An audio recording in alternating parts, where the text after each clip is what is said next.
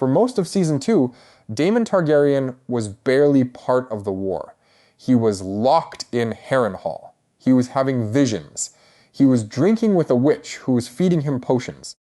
He was arguing with ghosts and losing arguments with himself. His wife was on Dragonstone running a war without him, and every scene between them felt like two people who had forgotten why they got married in the first place. Then Episode 2 of Season 3 aired, and in the span of a single hour, Daemon became a completely different man. He came home, he slapped a dragon seed, he put his queen back on her feet, he fought his way through the Red Keep. He handed his wife his own sword and let her deliver a moment of justice she needed for herself. And when the dust settled and Rhaenyra sat on the Iron Throne, he was the only person in the room who understood exactly what the moment had cost her. Nobody is really talking about this. The internet is focused on Rhaenyra, on Aemond, on Otto Hightower coming back from the dead. But the quietest, most important arc of the episode belonged to Daemon. He had his best hour in the entire show. He finally became the man Rhaenyra married. And today I want to break down exactly how it happened, why it matters, and what it tells us about where this character is going. If you enjoy these breakdowns, drop a like and subscribe. It helps a lot. Let's get into it. To understand what Daemon does in this episode, you have to remember where he was coming from. Season 2 was rough for him. He took Harrenhal early in the season, which should have been a huge win. Instead, the castle absorbed him. He started having visions. He saw dead relatives. He saw his own past. He saw Daenerys Targaryen, a Targaryen born almost 2 centuries after him. He saw the Wall. He saw the White Walkers. Every time we cut back to him at Harrenhal, he was smaller than the last time we saw him. His marriage suffered too. He spent almost no time with Rhaenyra during Season 2. When he did have scenes with her, they were tense. He was defensive. She was tired of him. They talked past each other. They failed each other. By the end of the season, they were on opposite sides of the same war, working toward the same goal, but living in completely different worlds. That is the version of Daemon that walked into Episode 2 of Season 3. Broken, uncertain, estranged from his wife, coming home for the first time in what felt like forever. And then he walked onto Dragonstone, and something changed. The change starts small. Daemon lands on Dragonstone and finds Hugh and Ulf there. 2 of the dragon seeds, who were supposed to be at the Isle of Faces, guarding the Riverlands, they have abandoned their posts because they got scared. And Daemon is furious. He does not lecture them. He does not politely correct them. He walks up to Ulf and slaps him across the face. Right there. In front of everyone. He tells them what they are. Commoners on dragons. Not princes. Not Targaryens. Not the political equals of the Blacks. They are riders. They are lucky to have their beasts. And they are going to do what they are told, or they are going to answer for it. It is the first sign that this Daemon is different. The Season 2 Daemon would have sulked at Harrenhal, complained about the dragon seeds behind their backs, and let someone else handle discipline. Season 3 Daemon walks in the door and reasserts the hierarchy in the first 10 seconds. This is his court. Rhaenyra is his queen, and nobody is going to get away with anything on his watch. Immediately after that, he runs into Mysaria, his former lover, the woman who has spent Season 2 becoming Rhaenyra's most trusted advisor. Their conversation is tense. He does not trust her. She does not trust him. There is real history between them, and it is loaded with everything they used to be and everything they became after they stopped being together. What is important about this scene is that Daemon does not back down. He asks her directly what she is trying to accomplish. He does not pretend to be okay with her closeness to his wife. He tells her, without saying it out loud, that Rhaenyra is his and she should stop trying to build a wall between them. Whether Mysaria is actually doing, that is a separate question. What matters is that Daemon is finally paying attention. He is finally protecting his marriage. He is finally acting like a man who wants to be in it. Then he goes to Rhaenyra. And the version of the scene we get is one of the best moments of Daemon's entire arc. Rhaenyra is in bed. She is broken. She has just lost Jace. She has now lost 2 sons to this war. She is quietly convinced that continuing the fight will only cost her more. The most powerful queen in Westeros is a grieving mother who cannot get out from under her own blankets. Daemon does not try to comfort her the way another man might. He does not stroke her hair. He does not tell her it will all be okay. He tells her the truth.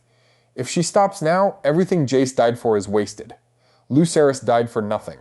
Every soldier that fell at the gullet died for nothing. The war does not stop because they lost people. The war stops when she stops. And she has a choice to make. He is not gentle, he is not soft, he is exactly what she needs. Because everyone else in that room has been trying to comfort her, and comfort is not what she needs. She needs someone to remind her who she is. Damon reminds her, and the result is one of the best moments in the whole episode.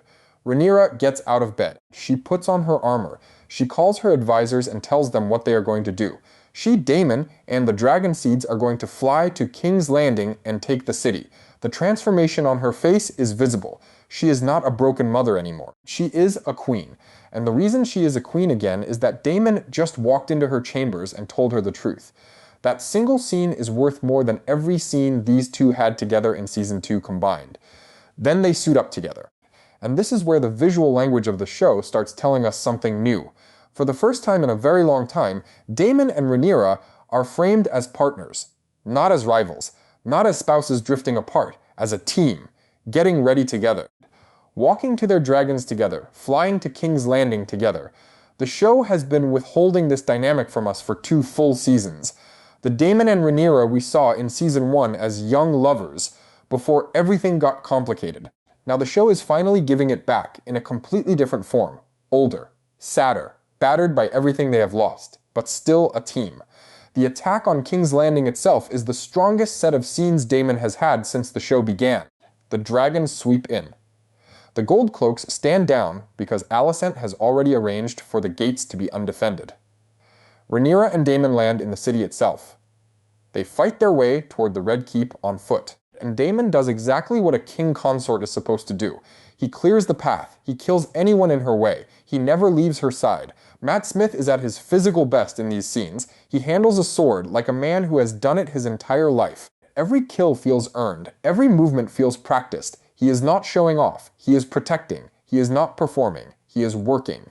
When they finally reach the throne room, they are surrounded. Aegon's loyalists have formed a line. Things look bad. Then Sir Luther Largent walks in with the Gold Cloaks, having switched sides as Alicent arranged.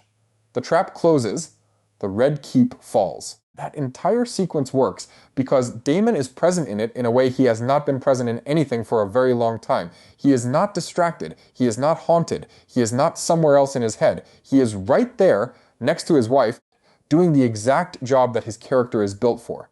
Being the sword, being the danger, being the man who lets the queen walk into rooms without fear. But the real moment, the moment that defines the entire episode for Damon, is what happens after they take the Red Keep. Aegon is nowhere to be found. Rhaenyra cannot execute the king she came to overthrow. Instead, Damon goes down to the dungeon and finds Otto Hightower, alive, imprisoned by Larys Strong ever since Aegon dismissed him early in Season 2. Otto is brought to the throne room. He knows he is about to die. The question is who kills him. Damon could easily do it himself. He is the better swordsman. He is faster. He would make it cleaner. Otto himself asks Damon to do it because he knows Rhaenyra will struggle. Damon refuses. He hands Rhaenyra his own sword, Dark Sister, and tells her the people need to see her take a Hightower head. The kingdom needs to know that this queen enforces her own rule, that she is not just Damon's puppet, that when a Hightower dies, it is her hand on the sword. This is the smartest thing Damon has done in the entire show. He could have taken the moment. He could have been the executioner. He could have been the one holding the sword when Otto's head hit the floor. That would have been the natural instinct for a man like him. He kills. He solves problems with violence. He would have enjoyed it. Instead, he gives it to her. And he does not leave her side while she does it. The execution itself is messy. Rhaenyra is crying. She has to swing more than once. It is hard to watch. But Damon does not step in. He does not take the sword back. He does not judge her. He just stands there and lets her finish. He gives her the moment. He protects her right to have it. And when it is done, he takes back his sword and cleanly beheads Jasper Wild himself in one clean stroke. The contrast is deliberate. Rhaenyra takes the political head. Damon takes the practical head. She gets the symbolic kill that the realm needs to see. He handles the follow-up that the moment demands. Together, they do the full work of a monarchy. Neither of them could have done it alone. That is what a functional Targaryen marriage is supposed to look like. That is what Viserys and Alicent never had. That is what Alicent and any other man never had. That is what Damon and Rhaenyra almost lost for 2 full seasons and finally rediscovered in a throne room covered in blood. The bigger picture is that Damon spent his entire arc so far running away from what he was supposed to be. He was supposed to be Rhaenyra's consort, her sword, her protector, her partner. Instead, he kept drifting. In Season 1, he was too self-obsessed. In Season 2, he was too lost. He kept trying to be his own kind of prince. He kept trying to matter on his own. Episode 2 is the first time he actually chooses her, fully, without reservation, without ambition. He chooses to be at her side, to give her his sword, to give her the political moment she needs, and to stand behind her when she climbs to the throne. He is not chasing his own crown. He is not chasing his own legacy. He is building hers. That is a huge shift for this character, and it is not being talked about enough. There is one more layer worth pointing out. When Rhaenyra finally climbs the steps to the Iron Throne, still shaking, still crying, still covered in Otto's blood on the soles of her boots, Daemon does not celebrate. He does not smile. He does not cheer. He watches her. He knows what she just paid to get there. He knows that this is not a victory the way the outside world will read it. He knows that the woman climbing those steps is not the same woman who dreamed of being queen a long time ago, and he stays with her, silent, present, understanding. That is the version of Daemon that fans have been waiting for since Season 1. The version who understands his wife. The version who does not need to compete with her. The version who can share the weight without needing credit. Whether he stays this version of himself is the question the rest of the season is going to answer. Daemon has slipped before, he has drifted before, he has forgotten who he is supposed to be. The show has spent 2 seasons showing us the ways he fails Rhaenyra. Episode 2 shows us what it looks like when he does not fail her. What happens next is not guaranteed, but for 1 full episode, we finally saw it. The man Rhaenyra married. The man she believed in when she was younger, the rogue prince who was also, when it mattered, a real husband. He came home, he picked a side, and the side he picked was hers. That is why Episode 2 is Daemon's best hour in the entire show, not because of the fighting, not because of the killing, not because of the visuals, because for the first time in a very long time, he chose to be a partner instead of a problem. He chose to lift his queen up instead of pulling her down. He chose to give her the moment she needed instead of taking it for himself. That choice is what a king consort is supposed to be, and Daemon finally, at long last, made it. So that is the video. Daemon Targaryen just had the best episode of his entire arc, and almost nobody is talking about it. He came back to Dragonstone, he put his queen back on her feet, he fought for her, he gave her his sword when she needed to prove herself, and he stood behind her when she climbed to the throne. He was not the story of Episode 2. Rhaenyra was. Otto was. Aemon was. But Daemon was the reason the story worked. Without him, none of it happens.